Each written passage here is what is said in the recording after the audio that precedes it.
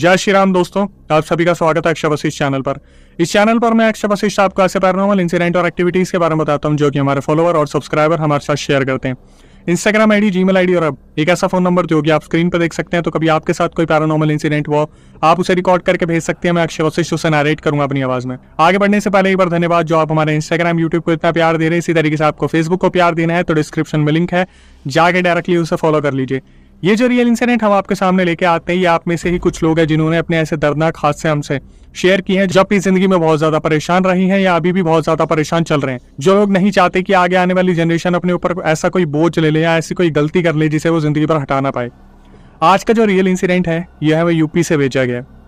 इस real incident की सबसे बड़ी जो खासियत है वो ये है कि इस इंसिडेंट को आज अगर कोई स्कूल गोइंग स्टूडेंट या कॉलेज गोइंग स्टूडेंट सुन रहा होगा या एजुकेशन सेक्टर से सुन रहा होगा तो ये इंसिडेंट उसके लिए बहुत ज़्यादा यूजफुल हो जाएगा। क्योंकि आम जिंदगी में हम इस तरीके से सोच नहीं पाते कि एक स्टूडेंट अजीब तरीके से रिएक्ट क्यों कर रहा होता है।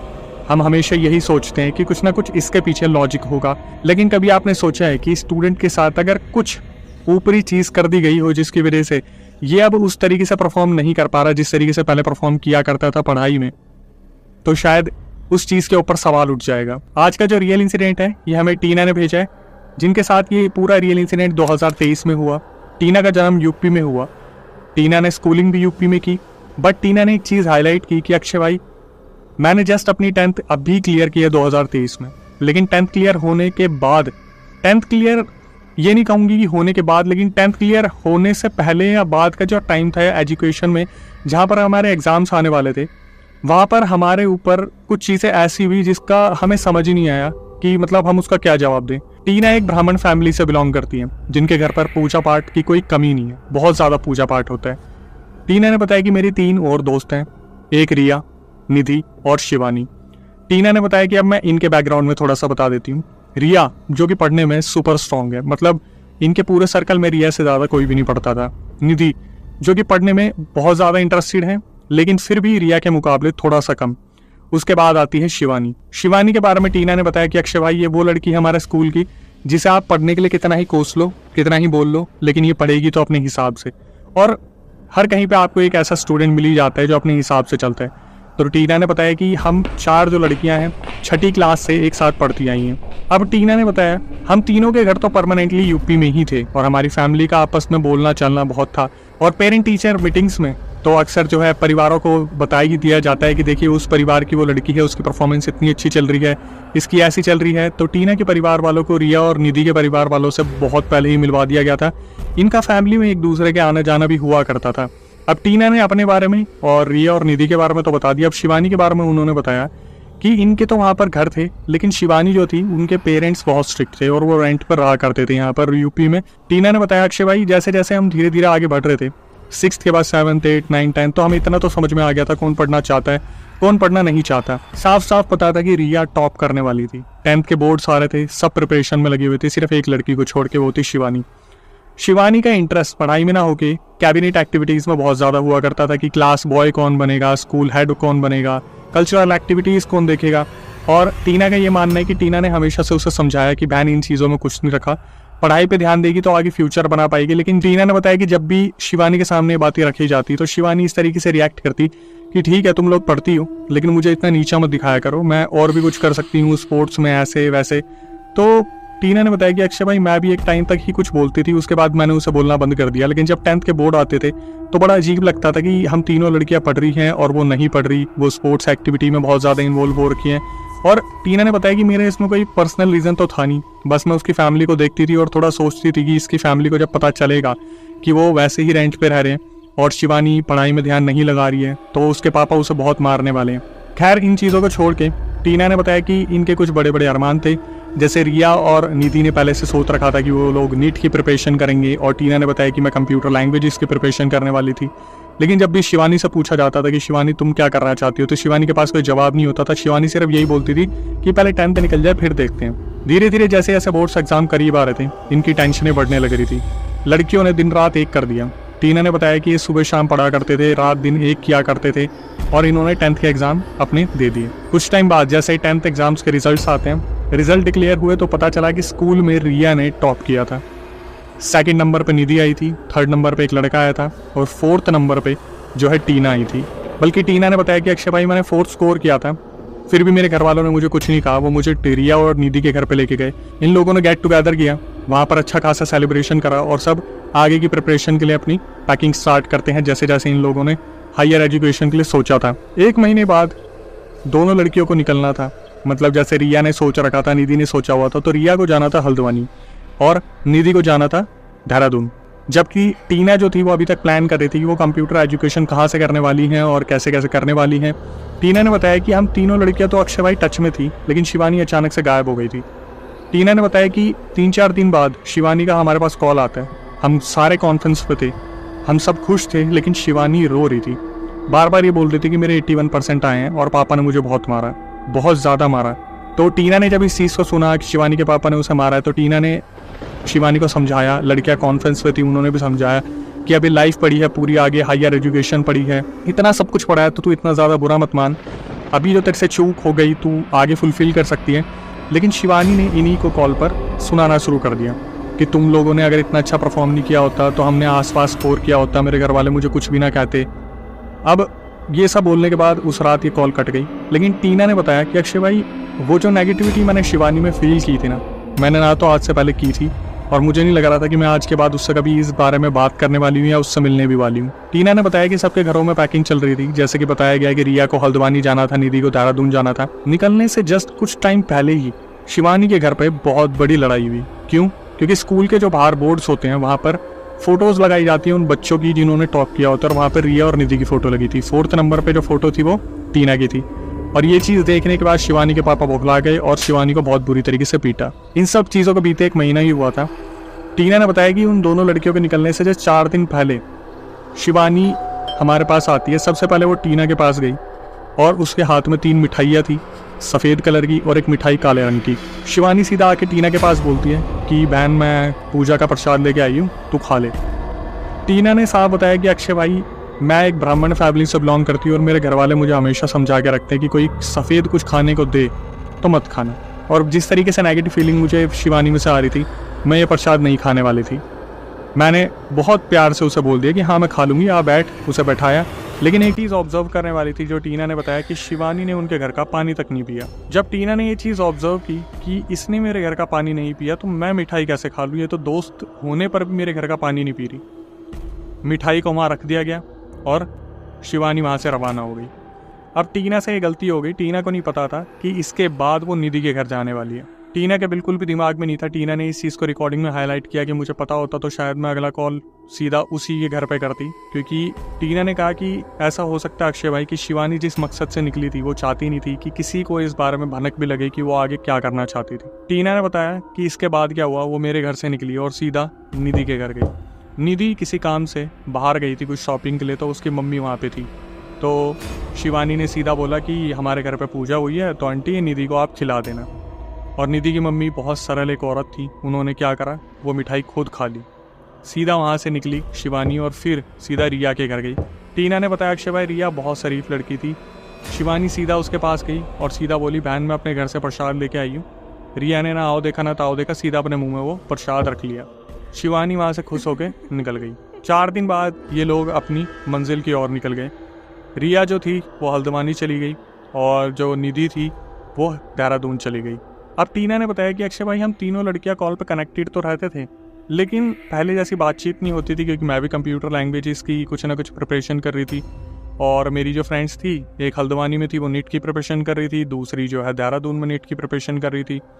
धीरे धीरे चीज़ें चली रही थी, लेकिन अचानक से जो निधि की मम्मी की तबीयत थी वो बहुत ज़्यादा ख़राब रहने लगी। हमें पता लगने लगा कि जो निधि की मम्मी है उनकी तबीयत अचानक से ही ख़राब हुई है। और जो सबसे बड़ा क्वेश्चन मार्क था कि ये खबर जो निधि की मम्मी की तबीयत ख़राब होने वाली थी ये बाहर नहीं निकली थी। मतलब 1-2 महीने बाद तक निधि की मम्मी की तबीयत ख़राब होती रही, लेकिन उनके पापा ने किसी को ये चीज़ बताई नहीं, या फिर कह सकते कि निधि की मम्मी के ऊपर ध्यान नहीं दिया गया।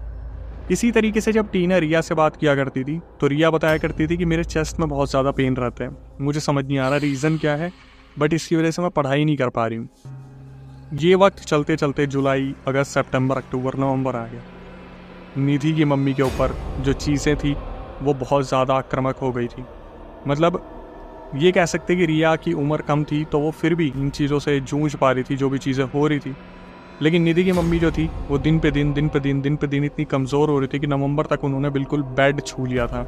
निधि के पापा ने ये बताया कि रीज़न था कि वो नहीं बताना चाहते थे निधि को कि उसकी एजुकेशन में कोई भी प्रॉब्लम ना आए। निधि की मम्मी का ट्रीटमेंट चल रहा था, ऐसा निधि के पापा ने बताया था। डॉक्टर्स आते थे जाते थे, लेकिन निधि की मम्मी को कोई भी सोल्यूशन नहीं मिल रहा था। अब एक चीज़ जो टीना ने मुझे बताई कि अक्षय भाई, रिया को अस्थमा रहा करता था, लेकिन एक टाइम पर हुआ करता था अस्थमा, लेकिन उसको बहुत ज़्यादा फ्रीक्वेंट होने लगा था। लेकिन अब जब वो खांसती थी तो काला रक्त निकला करता था, और ये अब एक बहुत बड़ी आफत की पुड़िया बन गई थी। धीरे धीरे चीज़ें क्या हो रही थी समझ में नहीं आ रही थी। जनवरी 2024 आया, सबसे पहले एक बुरी खबर आई कि निधि की मम्मी इस दुनिया में नहीं रही। निधि के पापा ने अभी तक निधि को ये चीज़ नहीं बताई थी, और टीना को भी सख्त मना किया था कि उसकी एजुकेशन के बीच में कुछ भी नहीं आना चाहिए। जिस दिन निधि की मम्मी ने अपने प्राण छोड़े, उस दिन निधि को एग्जैक्टली सेम डे बताया गया, और वो सेम डे देहरादून से वापस आई जहाँ पर लास्ट राइट्स परफॉर्म किए गए। इसके बाद भी टीना ने बताया कि अक्षय भाई, मैं दूर दूर तक अंदाज़ा नहीं लगा सकती थी कि क्या चल रहा है क्या नहीं चल रहा है। हमें बस इतना पता था कि शिवानी के पापा उसे गांव वापस लेके चले गए, या फिर वो लोग जहाँ से आए थे वहाँ चले गए, या फिर सीनियर एजुकेशन के लिए, हायर एजुकेशन के लिए कहीं लेके चले गए, कुछ भी नहीं पता था। अब बात आती है रिया की। रिया जब निधि की मम्मी को लास्ट राइट्स परफॉर्म करते देख रही थी, तब सबकी नज़रें रिया पे थी कि रिया कितनी ज़्यादा कमज़ोर हो गई है। सिर्फ कुछ 7-8 महीने में इतना ज़्यादा वेट लूज़ कैसे हो सकता है, और एकदम से डार्क सर्कल्स, इतना ज़्यादा अजीब कैसे कोई रह सकता है। ये सब देखने के बाद टीना रिया के पापा के पास जाती है और बोलती है कि अंकल, अगर मैं आपको कुछ बोलूँ तो क्या आप उस चीज़ पर बिलीव करोगे? तो रिया के पापा जिस हालत में रिया को देख रहे थे, वो किसी की कुछ भी सुनने को तैयार थे। और वो टीना को क्यों ही कुछ बोलते, वो उसकी बेस्ट फ्रेंड थी, 6th क्लास से ये लोग साथ थे। जब रिया ने बोला कि हमारे गुरुजी हैं, हमें एक बार रिया को उनके पास लेके चलना चाहिए, दिखाना चाहिए क्या प्रॉब्लम है, अस्थमा का इतना इलाज चल रहा है, 6-7 लाख रुपए अभी तक फूक चुके हैं, और रिया को इन चीज़ों से रिलैक्सेशन नहीं मिल रहा है। सब ने मिलकर इस चीज़ पे एग्री किया, और ये लोग गुरुजी की ओर निकल गए। जब ये लोग गुरुजी के पास पहुंचे तो टीना ने बताया कि गुरुजी ने देखते ही बता दिया कि 1 महीना और रुक जाते तो जैसे निधि की मम्मी चली गई, वैसे तुम रिया को भी खो देते।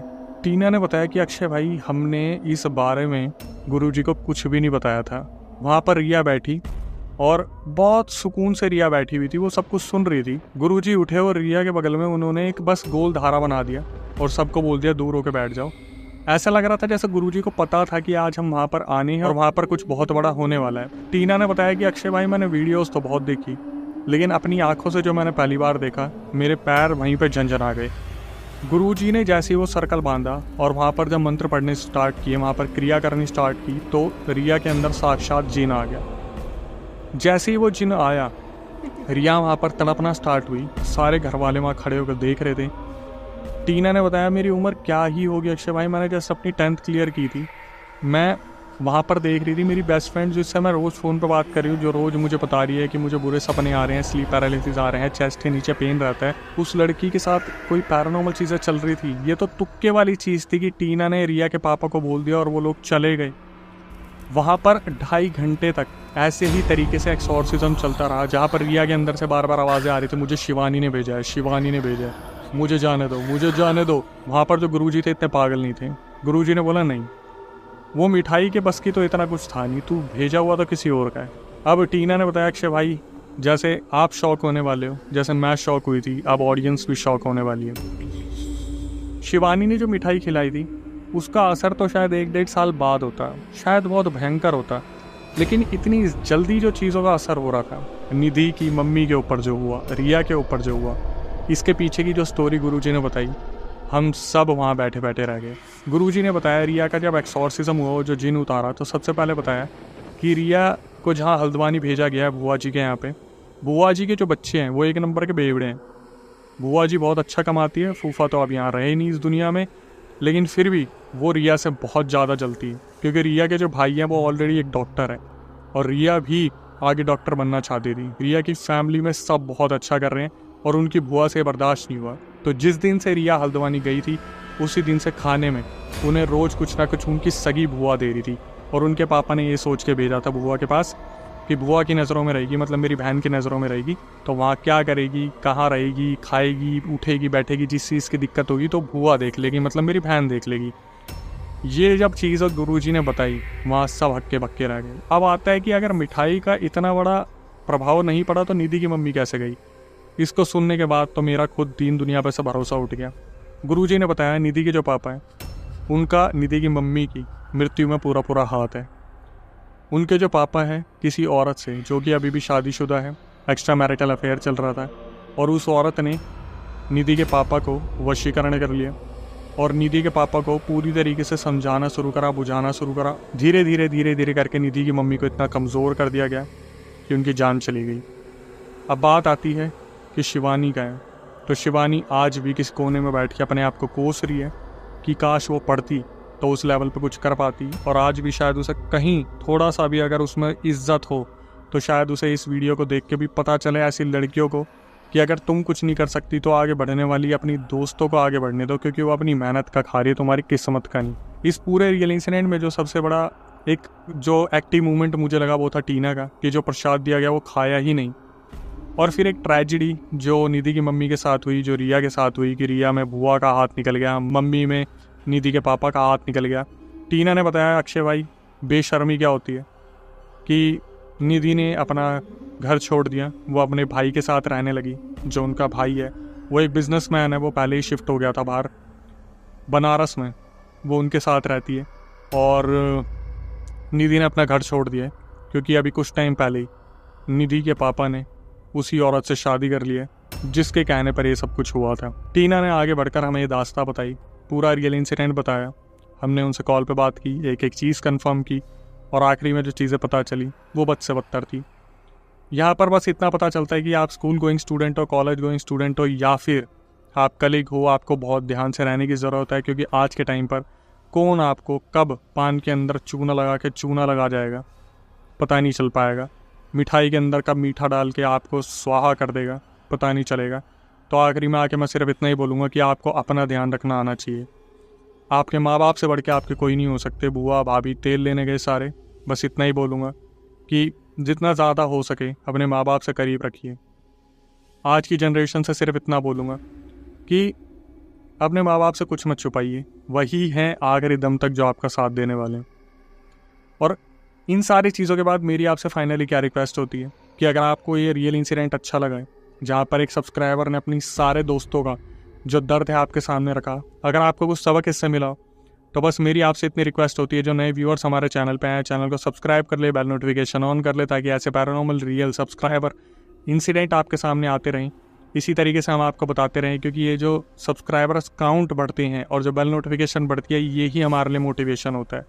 हम बस आपसे इतना चाहते हैं कि आप हमसे जुड़े रहिए और ऐसी वीडियोस जो आती हैं सही लोगों के साथ शेयर कीजिए। आखिरी में आके यही बोलूँगा कि हमारा दूसरा चैनल है जिसका नाम है अक्षय वशिष्ठ हॉरर शो, जिसको आप ऑलरेडी प्यार दे रहे हैं, लेकिन और भी ज़्यादा प्यार देना है, क्योंकि अब हमारे साथ ऐसे ऐसे सब्सक्राइबर जुड़ रहे हैं जो अपने इतने खतरनाक इंसिडेंट लेके आ रहे हैं कैमरे के सामने, जो लोग बिल्कुल दावा ठोक के बोलते हैं कि हमारे स्टूडियो में बैठ कर कि हमारे बगल में कोई है। तो ऐसे रियल इंसिडेंट भी आपको देखने हैं, उस पॉडकास्ट पे जाके देखिए। बहुत सारे ऐसे पॉडकास्ट आने वाले हैं और अभी आ भी रखे हैं, और अगर आप भी उसका हिस्सा बनना चाहते हैं तो प्रक्रिया में आपको बता देता हूँ। गेस्ट के साथ साथ हम सब्सक्राइबर को भी बुला रहे हैं। स्क्रीन और डिस्क्रिप्शन पर जो नंबर आपको दिख रहा है उस पर रियल इंसिडेंट अपना पूरा रिकॉर्ड करके भेज दीजिए। दिल्ली में हमारा सेंटर है, हम दिल्ली में आपको इनवाइट करेंगे और रियल इंसिडेंट को सुनने के बाद टीम रिव्यू करेगी। बस आपको मेंशन करना है अक्षय भाई हम पॉडकास्ट में आना चाहते हैं, दिल्ली में हमारा सेंटर है, आपको इनवाइट किया जाएगा। आप कैमरे के सामने पूरा रियल इंसिडेंट बता सकते हैं। जिस तरीके से आप इंस्टाग्राम यूट्यूब को प्यार दे रहे हैं, इसी तरीके से फेसबुक को प्यार देना है। डिस्क्रिप्शन में लिंक है, प्यार बनाए रखिए। और आखिरी में आकर यही कहूँगा, नई वीडियो नए पॉडकास्ट आने तक stay tuned with the channel. क्योंकि जो ब्लैक मैजिक था वो इतना स्ट्रॉन्ग था कि कोई बता ही नहीं सकता, बहुत ज़्यादा स्ट्रॉन्ग था कि कोई ऐसे मामूली पंडित या कोई तांत्रिक वो जिनको निकाल ही नहीं सकता। और मैंने अपनी आंखों से मतलब सुना तो मैंने कई बार है, बट जब मैंने अपनी आंखों से वो चीज़ होते हुए देखी है ना, लिटरली मतलब सर मैं बता नहीं सकती, मेरे पैर कांप गए थे उस टाइम पे। मैं तो ये चीज़ देख के कांप गई थी। मुझे तो इतना फील होता है कि यार वो बंदी सह रही थी, वो बंदी इतने टाइम से वो चीज़ें झेल रही थी। तो उससे पूछो, वो बताती भी थी कि यार मुझे चेस्ट पे बहुत ज़्यादा हैवी फील हो रहा है, या मुझे ऐसा लगता है कि यार मेरे साथ कुछ गलत हो रहा है।